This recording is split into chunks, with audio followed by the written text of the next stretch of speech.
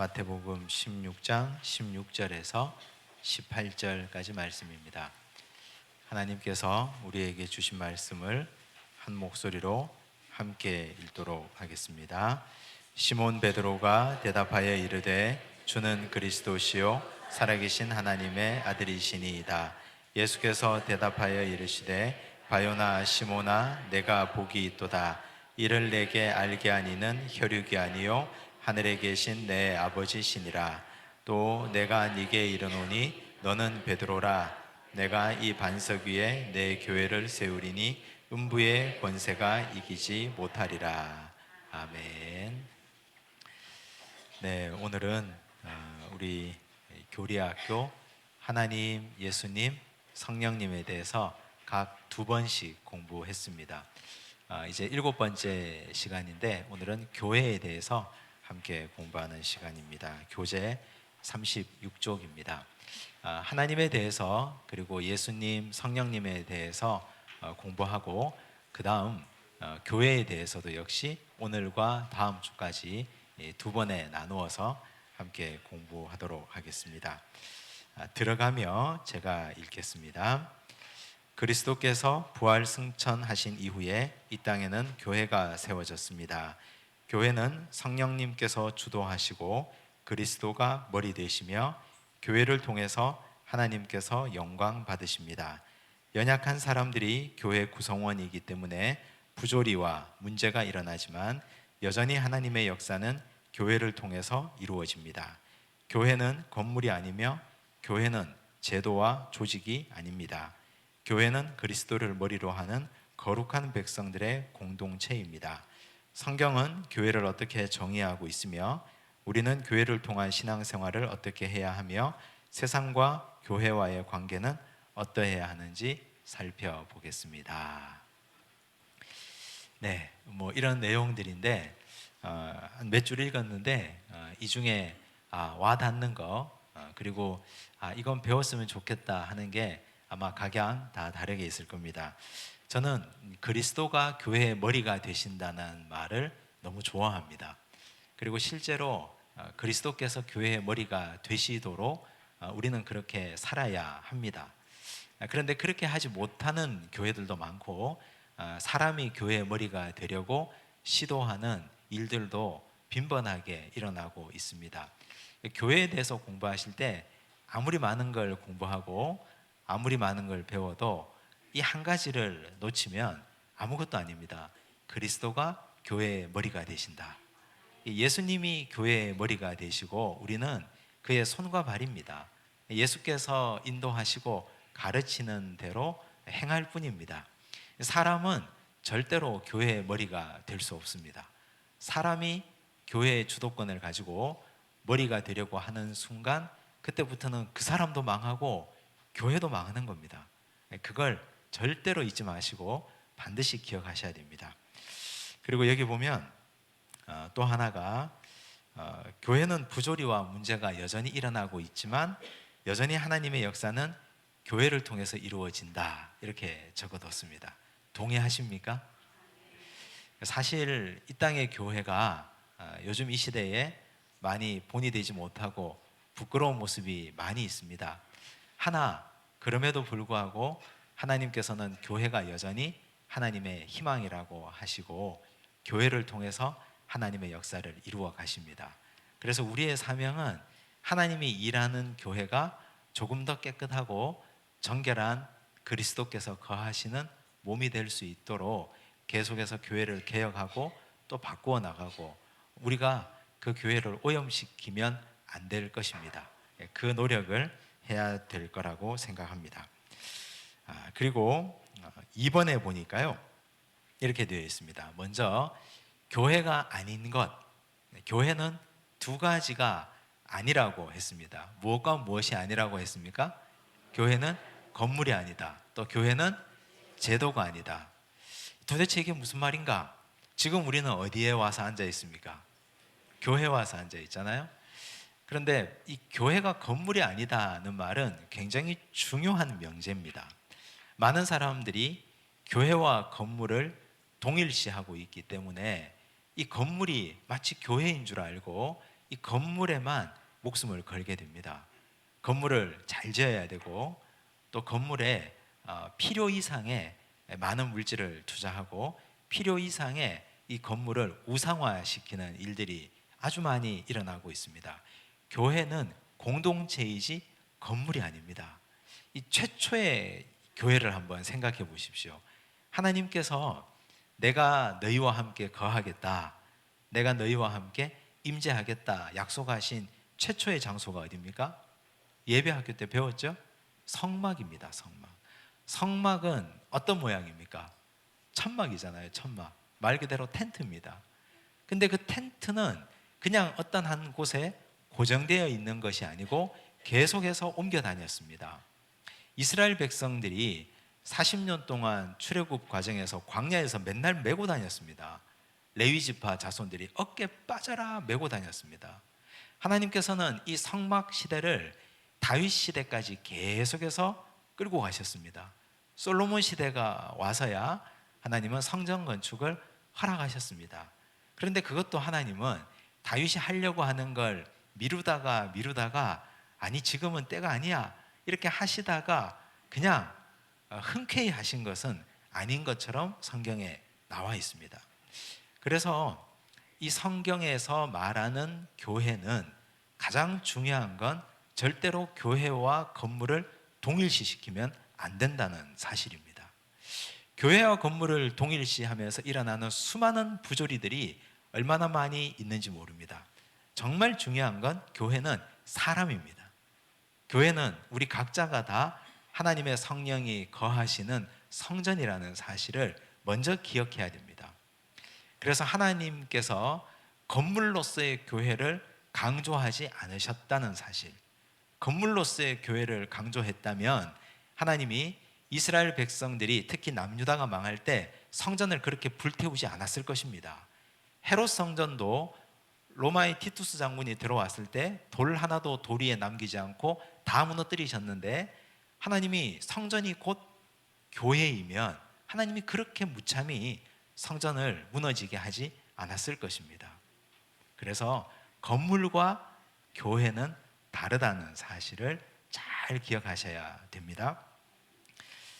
자, 그리고 두 번째 보니까 또 교회가 아닌 것이 제도가 아니다 이렇게 되어 있습니다. 이 교회의 제도라고 하면 뭐가 먼저 생각나십니까? 가장 먼저 생각나는 거? 교회는 어떤 제도에 따라서 움직입니까? 직제가 있잖아요. 직제. 우리 캐톨릭 교회는 교황이라는 직제가 있고 사제 서품이라는 직제, 이걸 수직 직제, 하이어라키 구조라고 하는데 이 수직 직제가 있고 교회는 목사와 중직, 장로 제도가 있습니다. 그래서 이런 제도가 교회의 뼈대와 중심을 이루고 있습니다. 그러나 이것이 교회라고 할 수 있느냐? 교회의 원활한 행정과 교회를 운영하기 위한 하나의 편의에 따른 제도이지 이것이 곧 교회가 될 수 없다는 사실. 그러면 제도는 어디에 봉사하는 것이냐? 제도는 성령의 능력에 봉사하는 것이어야 됩니다. 목사도 그렇고 장로들도 그렇고 교회 모든 직제와 제도는 성령께서 주도권을 가지는 교회의 역사와 흐름에 봉사하는 일이어야 된다는 사실입니다. 이걸 먼저 전제를 하고 그 다음 교회는 어떤 것이냐 이렇게 들어가 보겠습니다. 자, 3번 오른쪽 37페이지 보시면 자, 교회는 제목을 먼저 볼게요. 우리가 이걸 공부를 여러 번 했는데 이제 한 번 더 교회를 정리하는 과정입니다. 1번 한번 읽어보겠습니다. 시작. 하나님으로부터 부름받은 사람들의 공동체이다. 2번 읽습니다.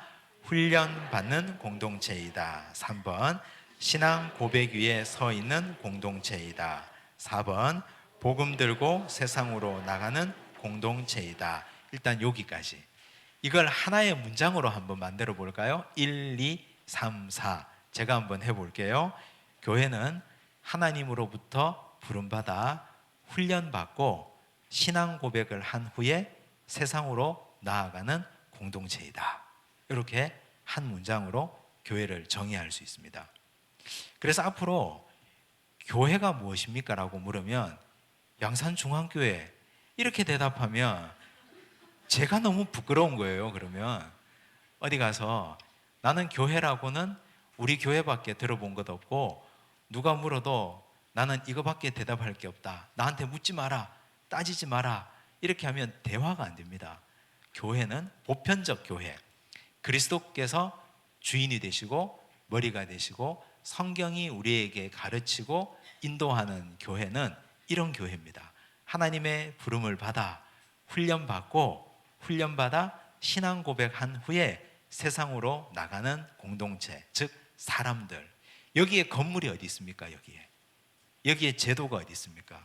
여기에는 건물도 제도도 없습니다. 그래서 교회는 이것이 성경적인 교회론이라는 사실을 먼저 잘 염두에 두셔야 됩니다. 한 번 더 해볼까요? 절 보시고 오늘 이건 그래도 외우고 돌아가셔야 되지 않겠습니까? 자, 한번 해봅시다. 교회는 하나님의 부르심을 받아, 예, 각자 하지 마시고 한번 따라해 보십시오. 교회는 하나님의 부르심을 받아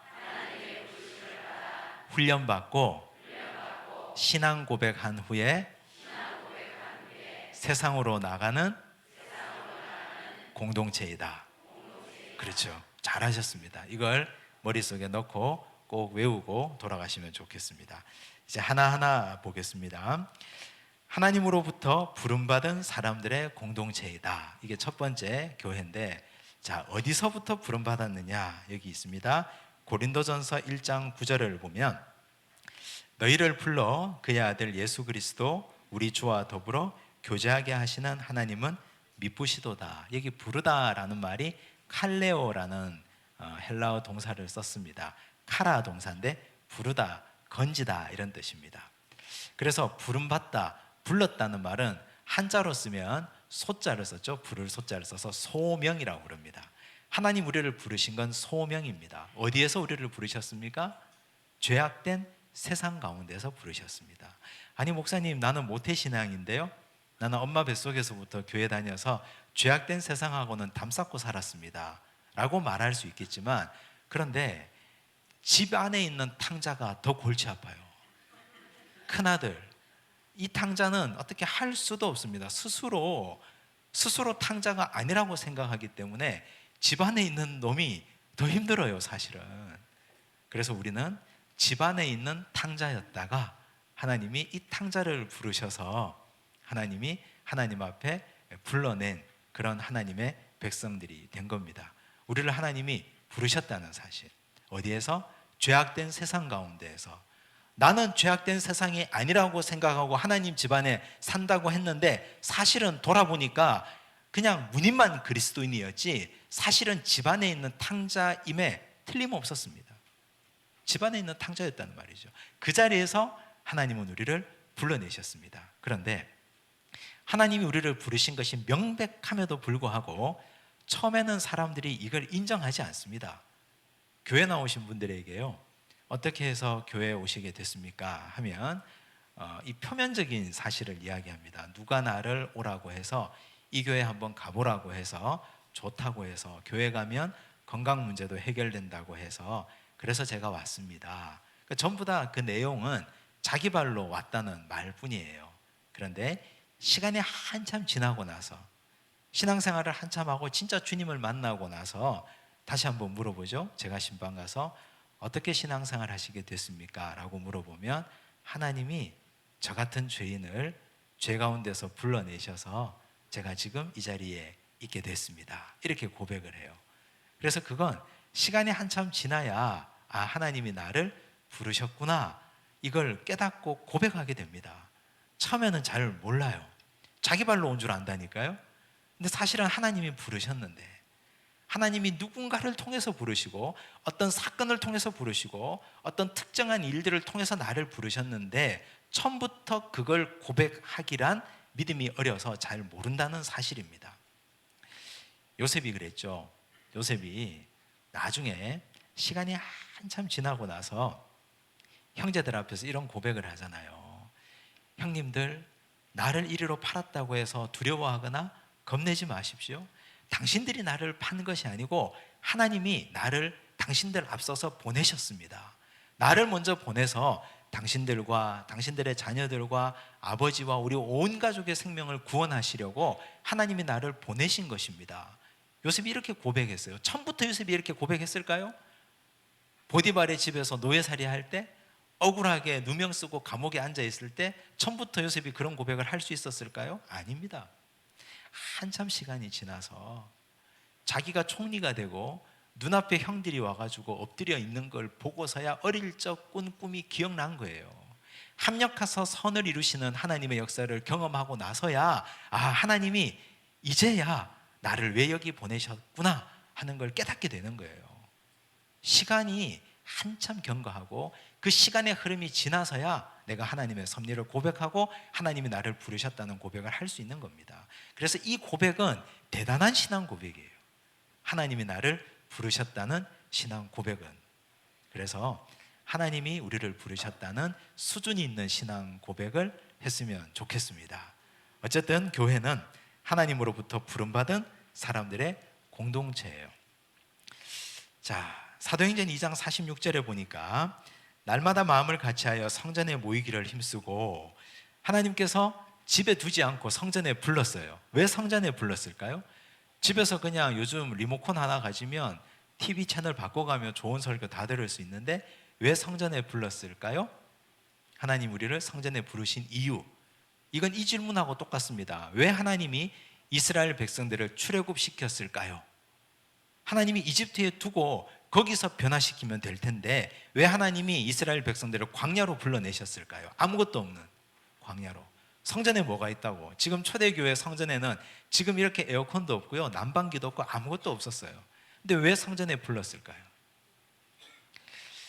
그건 마치 진짜 군인을 훈련시키기 위해서는 군대로 징집을 해야 되는 이유와 마찬가지입니다. 방위 나오신 분들 계시죠, 여기? 저도 방위 출신인데요. 방위를 군인이라고 할 수 있겠습니까? 저는 지금까지 방위가 군인이라고 자부하고 살았지만, 그러나 엄밀하게 보면 왔다 갔다 해가지고는 진짜 나라를 지키기는 좀 어렵지 않습니까? 사실 동네 지키는 것도 어렵고 여차하면 숨을 데가 천지인데, 근데 정말 하나님이 성전에 부르신 이유, 우리를 콜링하신 이유는 그 다음 이유입니다. 훈련하기 위해서. 훈련하기 위해서. 불러야, 이놈들을 모아놓아야 훈련할 것 아닙니까? 하나님의 훈련에는 여러 가지 종류가 있어요.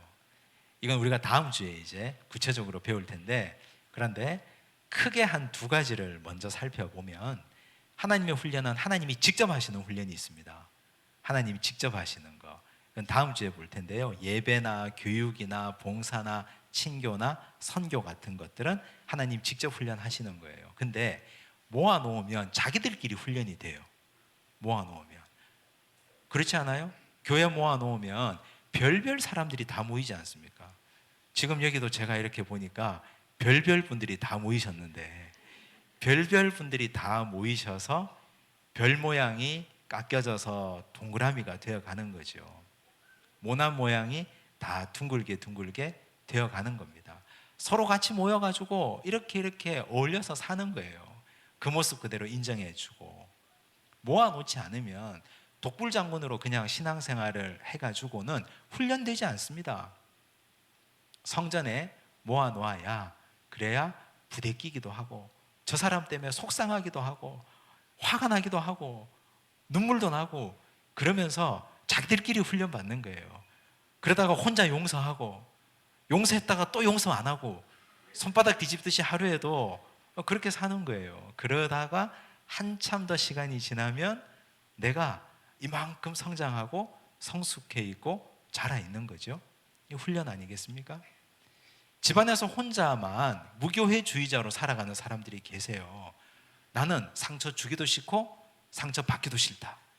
혼자 성경 읽고 혼자 예배 드리고 혼자 좋은데 헌금하고 봉사하면 되지 하는 분들, 그런데 대체로 보면 모난 부분이 굉장히 많습니다. 스스로 깎여지지 못하고 톱니바퀴가 자꾸 맞물려 돌아가지 못해서 그 성격이, 그 기질이 신앙 성장을 가로막는 분들이 많습니다. 그래서 하나님의 훈련은 직접 하기도 하고 모아놓고 자기들끼리 굴러가며 하기도 한다는 사실입니다. 자, 사도행전 2장 42절, 이제 하나님이 불렀으면 뭘 하십니까? 훈련하시겠죠. 강하게 훈련하십니다. 그들이 사도의 가르침을 받아 서로 교제하고 떡을 떼며 오로지 기도하기를 힘쓰니라.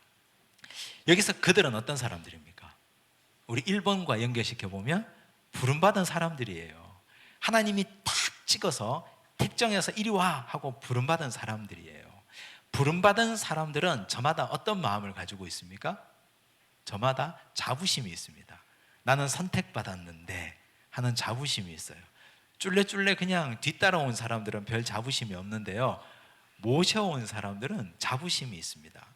근데 이 자부심이 있는 사람들이 하기 가장 어려운 일이 뭐냐? 배우는 일이에요. 그런데 훈련받기 위해서는 어떻게 해야 된다? 사도의 가르침을 받아야 된다는 사실입니다. 이 초대교회 성도들, 예루살렘 교회 성도들, 이 사람들은요, 지금 여기 사도행전 2장 42절 오기 전에 오순절 성령 강림 사건을 경험한 분들입니다.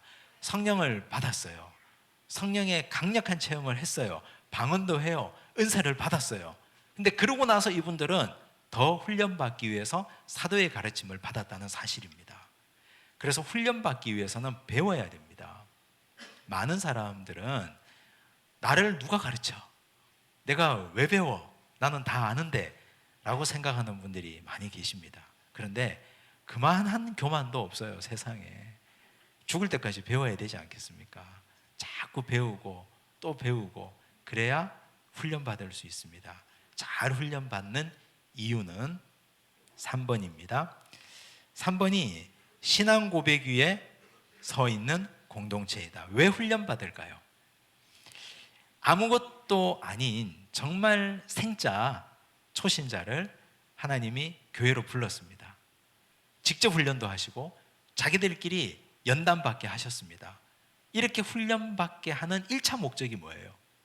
1차 목적은 주인 바꾸기입니다. 주인 바꾸기. 주인 바꾸기가 뭘까요? 원래는 내가 주인이었어요. 인생의 주인이 나죠. 내 인생은 나의 것이라고 노래했듯이 내가 주인이에요. 나를 중심으로 세상이 다 돌아가요. 나를 중심으로. 물질도 시간도 인간관계도 나에게 해가 되는 일은 절대 하지 않습니다. 나에게 덕이 되고 도움이 되는 일만 합니다. 그런데 신앙을 가지고 훈련을 받고 교육을 받고 가르침을 받으면 그 자리에 그리스도가 들어오고 나는 주변으로 밀려가요. 예수 중심으로 된다니까요. 그게 희한한 일이에요. 신앙 훈련의 첫 번째 목적이 이겁니다. 주인 바꾸기. 주인을 빨리 바꾸면 내 인생에 하나님의 열매가 많이 맺힙니다. 근데 죽으라고 주인 바꾸기를 안 하는 분들이 계셔요. 숨 넘어갈 때까지 내가 내 인생의 주인이에요. 내가 내 인생의 주인. 그러면 그 인생은 열매 맺지 못합니다. 내가 기껏 맺어봐야 어떤 열매 맺겠습니까? 내가 주인 되어서 살아가는 열매 맺어봐야 그 열매를 통해서 누가, 어떤 사람이 얼마나 풍성하게 그 열매를 누리겠습니까? 나는 예수 그리스도 아래로 내려가고 내 인생의 중심에 그리스도가 들어와야죠. 그래야 나의 인생은 그리스도 때문에 열매가 풍성해지는 겁니다. 그 작업이 훈련의 목적이에요. 훈련의 목적. 군인을 훈련시키는 목적이 뭡니까? 집에서 맨날 게임만 하고 엄마가 쓰레기 좀 버리라 그러면 좀 이따 할게요, 좀 이따 할게요 하들 말 안 듣는 인간들을 군에 잡아가다가 거기서 훈련시키면 사상 개조가 되잖아요. 정신 개조가 어떻게 됩니까? 야 하면 이병 아무개 하고 막 갑자기 군기가 막 들어가지고 뭐 시키지 않아도 자기 눈에 이 내무반에서 내가 해야 될 일이 눈에 보이고 띄고 다 하잖아요. 그래서 훈련시키는 이유는 먼저 정신 개조를 시키는 거예요. 그 의식 가운데 국가관, 그 의식 가운데 이 나라를 내가 지켜야 된다는 의식을 심어주는 거예요. 그래야 유사시에 그 자리를 지키죠. 총탄이 빗발치는데도 그 자리를 지킬 것 아닙니까? 하나님께서 우리를 부르시고 훈련시키는 첫째 이유는 신앙 고백하라고, 주인을 바꾸라고. 주인 바꾸고 나서 우리 입을 통해서 터져나오는 것이 뭐다? 신앙 고백이에요. 베드로가 그 신앙 고백을 아주 위대하게 했습니다. 오늘 읽은 본문인데요, 읽겠습니다. 시몬 베드로가 대답하여 이르되 주는 그리스도시요 살아계신 하나님의 아들이시니이다. 우리가 예수님 할 때 이 고백했죠. 주는 그리스도시다. 그리스도는 구약의 메시아인데 기름 부음을 받은 자라는 뜻이다. 구원자라는 뜻이다.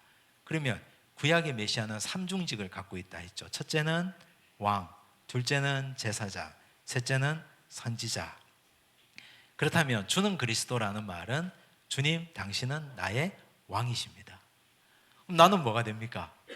나는 신하가 되는 거죠. 백성이 되는 것 아닙니까? 내가 왕이 아니고요, 그리스도가 왕이 되는 거예요. 주인이 바뀌어졌죠, 그죠? 지금까지는 내가 왕이었어요.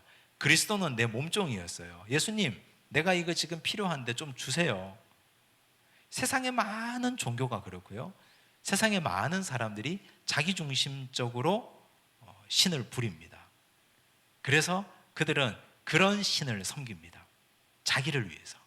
그런데 우린 그렇지 않습니다. 그리스도가 왕이 되시고 우리는 그 왕이 운영하는 대로, 시키는 대로 순종하고 살아갑니다. 왕은 자기 멋대로 시키지 않아요. 이 하나님의 언약의 말씀을 가지고 우리를 가르치죠.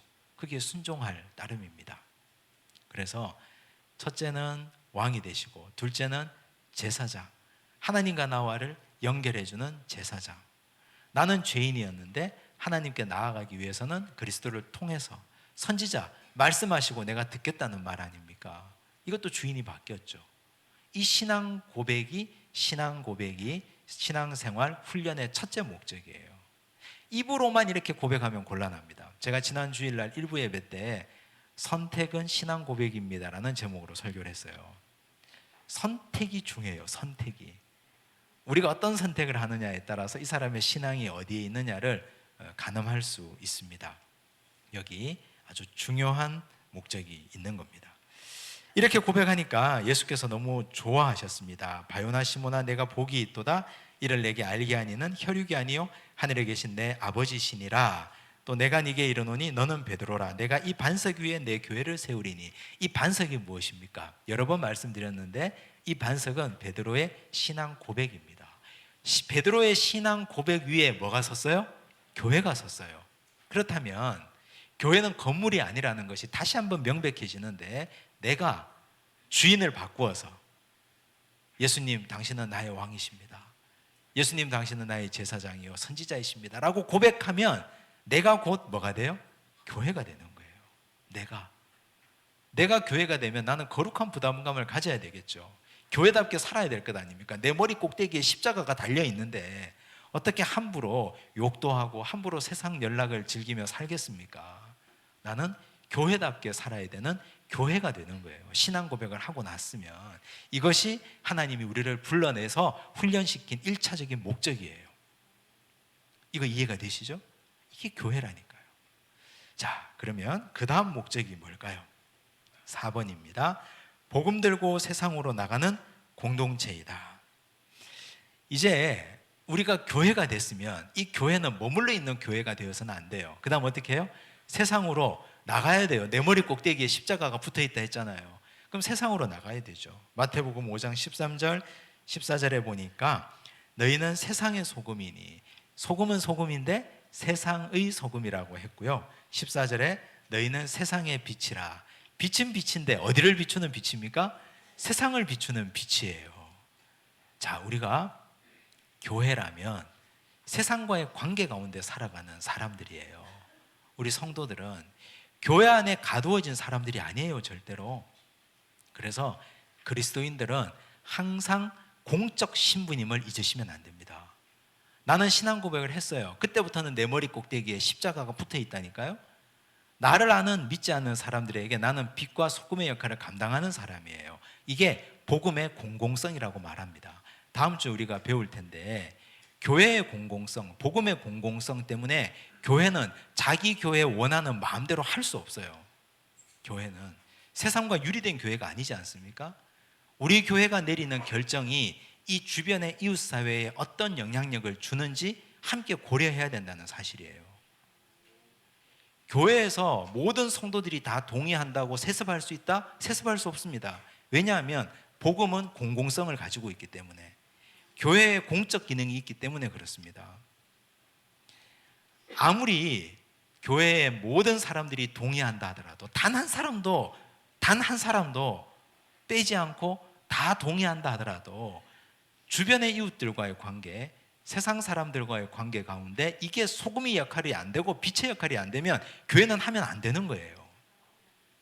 복음의 공공성이 있기 때문에 그렇습니다. 빛의 역할, 소금의 역할이 있기 때문에. 그래서 교회가 하고 있는 변명들 중에 여러 가지가 있죠. 우리 교회가 스스로 결정한 일인데 니들이 웬 상관이냐? 그러면 저 안드로메다 가서 살아야 돼요. 그 교회는. 교회 그냥 그대로 드러내서 아무도 살지 않는 다른 데 가서 자기들끼리 살아야 돼요. 이 땅에 뿌리박고 있는 교회는 공적 기능과 공적 사회적 역할을 감당하고 있다는 사실을 반드시 알아야 됩니다.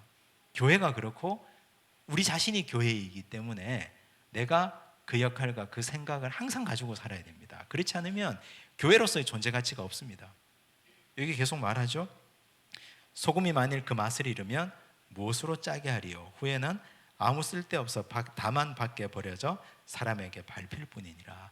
맛을 잃은 소금이 무슨 의미가 있습니까? 그렇게 불행한 결과를 맞게 된다는 사실입니다. 페이지를 넘기시면 예수님께서도 말씀하셨습니다. 마태복음 28장 19절에 그러므로 너희는 가서 모든 민족을 제자로 삼아 아버지와 아들과 성령의 이름으로 세례를 베풀어라 말씀하셨습니다. 예수님은 제자들을 교회 안에 가두지 않았습니다. 가라고 했습니다. 세상 한가운데로 자꾸 나가서 세례를 베풀고 복음을 전하라 말씀하셨습니다. 잘 기억하셔야 됩니다. 교회는 하나님이 부르셨고, 왜 부르셨습니까? 훈련하려고. 무엇으로 어떻게 훈련하시려고? 주인 바꾸어서 신앙 고백시키려고. 주인 바꾸어 신앙 고백시키면 머리 꼭대기에 십자가가 하나 달리는데 이 십자가를 가지고 어디로? 세상으로 내보내려고. 이게 교회예요. 이걸 잘 기억하시기 바랍니다. 자, 다섯 번째, 교회는 뭐다? 유기체이다. 유기체라는 뜻은 먼저 에베소서 4장 15절에 보니까요, 오직 사랑 안에서 참된 것을 하여 범사에 그에게까지 자랄지라. 유기체는 자랍니다. 특징이. 우리가 유기체 아닙니까? 우리는 자라요. 교회는 성장합니다. 그런데 수적 성장만 생각하면 곤란해요. 사람이 계속해서 자랄 수 있습니까? 저만큼 자라면 다 자란 거죠. 뭐 더 이상 자라면 그때부터는 문제가 많이 생겨요. 이 간판에 부딪힌다거나 어지럼증이 생긴다거나 그래요. 어느 정도 자라고 나면 그 다음 어떻게 해요? 성숙해야 되지 않습니까? 그래서 교회도 범사에 그에게까지 자랄지라. 이건 외적인 성장과 내적인 성숙을 함께 말하는 것입니다. 교회는 유기체이기 때문에 건강하기만 하면 자라게 되어 있습니다. 성장을 위해서 계속해서 호르몬 주사 놓고 성장을 위해서 다른 여타의 일들을 할 필요가 없습니다. 해서도 안 됩니다. 건강하면 됩니다. 건강의 제일 첫째 요건이 뭡니까? 잘 먹는 거예요. 잘 먹는 거. 말씀을 잘 먹고 나면 어떻게 해야 됩니까? 가만히 있으면 어떻게 돼요? 비만 되죠 뭐. 말씀을 먹었으면 이 말씀을 소화시켜서 행해야 되잖아요. 행동하고. 말씀 듣고 행동하고 그러면 성장하게 되어 있습니다. 이 두 가지만 하면 됩니다. 듣고 나서 아무것도 하지 않으면 그러면 그때부터는 문제가 많이 생겨요. 그때부터는 성인병이 생겨요. 하나님의 말씀을 듣고 그리고 행하셔야 됩니다. 행동하시는 것. 그래야 성장합니다. 교회가 유기체라는 말의 또 다른 뜻은 병들 가능성이 있다는 뜻입니다. 사람도 감기에 걸리죠. 사람도 각종 질병에 걸리죠. 교회가 유기체이기 때문에 병에 걸립니다. 근데 교회가 병들면 어떻게 해야 됩니까? 한 몸이기 때문에 우리 모두가 힘을 합쳐서 이 병균을 내쫓아야 되잖아요. 누구 때문이다. 야, 너는 왜 맨날 병을 달고 사냐? 이 코야. 코를 구박하면 코에서 콧물 나는 거 코 하나의 문제입니까? 순환기 전체 문제지. 폐가 문제가 있을 수도 있고 기관지가 문제가 있을 수도 있는데, 그래서 어느 한 군데 문제가 생기면 그 기관의 문제만이 아니라는 사실이에요. 교회 전체가 구조적인 문제를 점검해 보고 이 문제를 고치고 수정해서 다시는 그런 문제가 생기지 않도록 한 마음을 모아야 된다는 말입니다. 교회가 유기체라는 말의 두 가지 뜻, 성장한다, 병들 수 있다. 두 가지를 기억하시기 바랍니다. 질문입니다. 하나님이 우리를 부르셨는지 어떻게 확신합니까? 아까 말씀드렸죠. 시간이 한참 지난 후에 우리 인생에 하나님의 섭리가 깨달아질 때, 그때 하나님 나를 부르셨구나 알게 됩니다. 세상으로 나간다는 것은 어떤 의미인가 말씀드렸죠. 자, 4번입니다. 이제 교회를 제가 이렇게 말씀드렸습니다. 하나님이 부르셨고 훈련하고 주인을 바꾸는 신앙 고백을 하고 세상 가운데로 나가는 공동체다 말씀드렸습니다. 아브라함의 일생을 통해서 살펴본 교회론적 모델이 있습니다. 아브라함의 일생이 교회의 일생이에요. 볼까요? 먼저 아브라함을 부르신 하나님. 창세기 12장 1절에서 3절에 보니까요, 여호와께서 아브라함에게 이르시되 너는 너의 고향과 친척과 아버지의 집을 떠나 내가 네게 보여줄 땅으로 가라. 불렀죠. 이걸 뭡니까? 콜링이라고 하고 소명이라고 하잖아요. 아버지의 집, 고향, 친척을 떠났어요. 편안한 곳, 익숙한 곳, 지위를 누릴 수 있는 곳, 명예와 부를 그대로 간직할 수 있는 곳을 떠나서 하나님이 미지의 곳으로 가라 했어요. 하나님이 우리를 죄악된 세상 가운데 죄의 낙을 누리는 곳에서 불러낸 것과 같은 거죠. 아브라함을 부르신 것. 자, 아브라함이 여기에 순종했기 때문에 그는 교회가 된 것이에요. 우리도 하나님 부름에 순종해서 하나님 앞에 나왔기 때문에 오늘의 내가 있는 거예요. 오늘도 세상의 수많은 사람들은 하나님이 부르십니다. 어떻게 해서든 부르십니다. 사람을 통해서 부르시든 건강을 쳐서 부르시든 어떤 환경과 여건을 통해서 부르시든 부르세요. 그런데 그 부름에 순종하지 않고 계속해서 거부하고 있다면 그는 하나님의 부르심을 끝까지 거부할 수밖에 없어요. 그런데 하나님이 부르셨어요. 아브라함은 그 부르심에 순종했습니다. 창세기 12장 4절에 보면 여기는 없습니다. 이에 아브라함이 여호와의 말씀을 쫓아갔고 말씀을 따라갔어요. 말씀을 따라서 하나님이 지시하신 곳으로 갔습니다. 자, 이제 부르고 나서 그 다음 순서는 뭐예요? 상입니까? 너 내가 불렀는데 왔으니 상 주마 하고 상입니까? 훈련이잖아요. 자, 이제 훈련이 시작됩니다. 창세기 12장 10절에 보니까 그 땅에 기근이 들었으므로 아브라함이 갈대아 우르에서 하란을 거쳐서 가나안 땅으로 왔어요. 정말 멀리 걸어왔거든요. 근데 그렇게 왔는데 아브라함은 기대감이 있었을 거예요. 아브라함의 조카 롯과 아내 사레는 큰 기대감이 있었을 텐데 기대는커녕 큰 기근이 그를 기다리고 있었습니다. 훈련이 시작되는 거예요. 하나님의 훈련은 처음에 상 하나 주고 훈련 주고 상 하나 주고 훈련 주고 하지 않습니다. 바로 훈련부터 시작하십니다. 그래서 우리가 내가 예수 제대로 믿고 있구나 라고 생각하신다면 훈련이 나에게 주어질 때 그때 나는 예수 제대로 믿고 있는 겁니다. 신앙생활을 하는데 교회 왔어요. 교회 오면 집안도 잘 돼야 되고 돈도 잘 벌어야 되고 아무런 문제가 없어야 되는데 근데 인생에 기근이 불어닥쳐요. 어떻게 된 거예요 이거? 약속의 땅에 기근이 오는데 어떻게 된 겁니까? 하나님 부르셨으면 상은 몰라도 평범하게는 살게 해주셔야지 왜 기근이 옵니까? 교회이기 때문에 훈련시켜가지고 써먹으려고 지금까지 자기중심적인 아브라함의 이 완악한 자기중심성을 바꾸어가지고 하나님 중심의 신앙 고백하는 사람으로 완전히 거듭나게 하려고 하나님이 훈련하시는 거예요. 그 훈련의 첫 번째 훈련이 먹고 사는 문제였습니다. 기근의 문제. 아브라함은 믿음이 어려가지고 이게 훈련인지 시험인지 뭔지 모르고 그냥 냅다 이집트로 도망가 버렸어요. 첫 번째 훈련의 실패. 혼나고 올라오잖아요. 자, 두 번째 훈련. 이 훈련은 좀 길게 가요. 두 번째 훈련이 뭡니까? 15장 2절에서 3절에 보니까요. 아브라함이 하나님께 말합니다. 나는 자식이 없사오니. 자녀 문제 때문에 훈련이에요. 자, 우리 인생의 문제 가운데요. 짧게 끝나는 훈련이 있고 오래 가져가는 훈련이 있어요. 오래 가져가는 훈련. 어떤 건 한 일주일 만에 끝나고 어떤 건 6개월 만에 끝나는데 어떤 건 한 30년, 40년 가는 훈련도 있어요. 왜 그럴까요? 내가 집착하면 집착할수록 오래 갑니다. 한번 해보세요. 집착해보세요. 오래 가요. 오래 갑니다.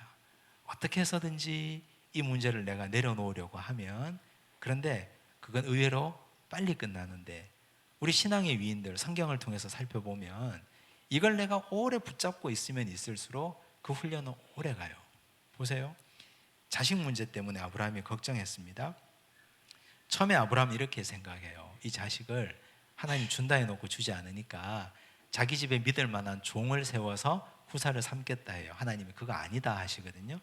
그 다음 16장 2절에 보니까 사레가 아브라함에게 이르되 여호와께서 내 출산을 허락하지 아니하셨으니 원하건대 내 여종에게 들어가라. 내가 혹 그로 말미암아 자녀를 얻을까 하노라 하매 아브라함이 사레의 말을 들으니라. 여기 성경에 우리가 읽은 본문에는 나오지 않는데, 이 하갈을 취하는 시기는 아브라함이 가나안 땅에 온 지 딱 10년째 되는 시간이거든요. 10년 동안 기도했어요. 10년 동안 기도했으니까 됐지. 이제 난 할 만큼 했지. 할 만큼 했으니까 이제 끝났지. 나는 이제 내 방법대로 하겠다. 아직까지 자기 방법이에요. 첫째는 자기 집의 종을 통해서 후사를 삼으려고 했고요. 그 다음에는 인간적인 방법으로 하갈을 통해서 이스마엘을 낳아서 후사를 삼으려고 했어요. 이러니까 오래 가는 거예요. 이러니까 오래 갈 수밖에 더 있나요? 길게 이 훈련이 가져가는 거죠. 집착하면 오래 갑니다. 그 다음 하나님이 이제 이 훈련에 스스로 낳은 죄들이 있잖아요. 하갈과 이스마엘 떠나보내십니다. 하나님이 떠나보내라 하니까 아브라함이 아침에 일찍 일어나 떡과 물 한 가죽 부재를 가져다가 하갈의 어깨에 메워주고 그 아이를 데리고 가게 하니 하갈이 나가서 브엘세바 광야에서 방황하더니. 하나님의 훈련인데 이제는 떠나보내의 훈련이에요. 단장의 훈련 아니겠습니까? 가슴이 찢어지는 고통이에요. 이 하갈을 통해서 이스마엘을 낳은 게 죄지만, 그러나 내 자식이고 내 자녀를 낳아준 여인인데 이들을 어떻게 이렇게 하루아침에 내쫓겠습니까? 그런데 이런 훈련을 통해서 아브라함은 성장해 가는 거죠. 그리고 하나님이 마지막 방점을 짓는 훈련, 가장 소중한 것, 이삭을 드리라고 했습니다. 이렇게 훈련하는 이유는 아직까지 이삭이 아브라함 마음의 중심이에요. 하나님이 마음 중심에 있는 게 아니라 이삭이 자기 마음 중심에 있거든요. 이삭 전에는 누가요? 하갈과 이스마엘이 자기 마음의 주인 자리에 있거든요. 하나님은 그거 원치 않으세요. 그걸 포기하고 그 자리에 하나님이 자리 잡기를 원하셔요. 그래서 하나님이 아브라함 마음의 중심에 있는 것들을 하나하나 제거하시는 게 훈련이에요. 왜요? 그 훈련을 해야 마지막에 그 자리에 하나님이 들어가시니까. 이게 신앙 고백 아닙니까? 주는 그리스도시요 살아계신 하나님의 아들이십니다라고 베드로가 고백했던 것처럼 하나님이 그 훈련을 하시는 거예요. 오늘 우리도 하나님이 그 훈련을 하시는 겁니다. 내 마음 중심에 누가 들어와 앉아 있는지, 내 마음 중심에 무엇이 들어와 있는지 내가 잘 알잖아요. 목사가 어떻게 알겠습니까? 내가 가장 잘 알지. 그거 빼내기 위해서 하나님이 계속 훈련하시는 거예요. 그게 빠지고 나면, 그러면 그때 내 훈련이 끝납니다. 그러면 하나님이 말하죠. 창세기 22장에서 이제야 네가 나를 경외하는 줄을 알겠다 말씀하셨습니다. 여호와 이레의 복을 주시고. 아브라함의 훈련이 그때 끝났습니다. 이제 이런 훈련이 다 끝나고 나니까 아브라함은 빛으로 소금으로 가나안 땅에서 살아갑니다. 볼까요? 헷 족속이 아브라함에게 대답하여 이르되 내 주여 들으소서. 당신은 우리 가운데 있는 하나님이 세우신 지도자이시니. 이렇게 얘기해요. 헷 족속은 이방인 아닙니까? 아브라함은 지금 사라의 장례를 치르고 있는 중이거든요. 그런데 사라를 장례할 땅이 없었어요. 그래서 그 땅을 찾고 있었습니다. 돈 주고 살려고. 그런데 그 땅에 살고 있었던 원주민, 하나님을 모르는 헷 족속이 당신은 하나님이 우리 가운데 세우신 지도자니까 아무 땅이나 다 가져가십시오. 아무 동굴이나 다 쓰십시오. 무상으로 쓰십시오. 이렇게 얘기한 거예요. 왜 이런 일이 벌어질까요? 아브라함이 빛으로 소금으로 잘 살았기 때문에. 신앙 고백하고 나서 이제는 내 마음 중심에 욕망도 욕심도 사라지고 하나님이 마음속에 들어오니까 내 머리 꼭대기에 십자가가 달려있고, 그리고 그거 가지고 가나안 땅에서 베풀고 사니까 사람들이 아브라함을 지도자로 인정하는 것이죠. 처음에 그는 아무것도 없이 이 가나안 땅에 들어갔는데 이제는 그 땅에서 지도자로 대접받고 대우받고 있는 것 아니겠습니까? 이제 이런 역사와 변화가 일어났습니다. 정리하면 교회는 이렇게 단순하지만 그러나 쉽지 않는 과정이에요. 오늘 배운 거 정리하면 교회는 하나님 우리를 부르셔서 어떻게 해요? 훈련하시는 거죠. 근데 이 훈련하는 과정이 어디까지 훈련하십니까? 주인을 바꿀 때까지. 주인을 바꾸는데, 주인을 바꾸어서 그 주인이 내가 아니라, 그 주인이 이삭이 아니라 이스마엘이 아니라 하나님이 될 때까지 훈련하는 거예요. 그 훈련이 되면 신앙 고백이 되겠죠. 신앙 고백 되면 십자가 하나 머릿속에 딱 꽂아서 세상으로 내보내서 빛으로 소금으로 살게 하십니다. 그런 것 때문에 하나님이 훈련하시는 겁니다. 이것이 교회입니다. 아브라함을 통해서 하나님은 우리에게 교회란 이런 것이다는 걸 보여주셨습니다. 어디쯤 오고 계십니까? 우리는, 여러분들은 훈련받고 계십니까? 아니면 아직까지 하나님이 나를 부르신 걸 잘 모르겠다, 거기 헤매고 계십니까? 아니면 이제 훈련이 끝나고 빛으로 소금으로 살고 계십니까? 다른 사람은 몰라도 나는 나 자신의 믿음의 상태를 아실 것입니다. 아직 훈련 중에 있다면 빨리 훈련 끝내고 열매 맺기를 바랍니다. 한 주간 잘 생활하시고 또 다음 주에 뵙도록 하겠습니다. 기도하겠습니다. 하나님 감사합니다. 오늘 이 말씀 통해서 교회가 어떤 곳인지 배우게 하시니 감사합니다. 하나님이 우리를 택정하여 불러주시고 훈련해 주시고 주인을 바꿀 때까지 하나님이 쉬지 않고 일하여 주셨습니다. 그 하나님의 일하심에 우리는 감사하며 감격하며 하나님의 말씀에 순종합니다. 하나님, 이제 우리도 훈련받다가 인생을 끝내는 불쌍한 자 되지 않게 하여 주옵소서. 우리 일생이 우리가 이 땅을 호흡하며 살아가는 동안 훈련 끝내고 우리가 이제 빛으로 소금으로 세상 가운데 살며 많은 열매 맺도록 축복하여 주시옵소서. 내가 곧 교회라 하셨사오니 교회다운 교회가 되게 하여 주시옵소서.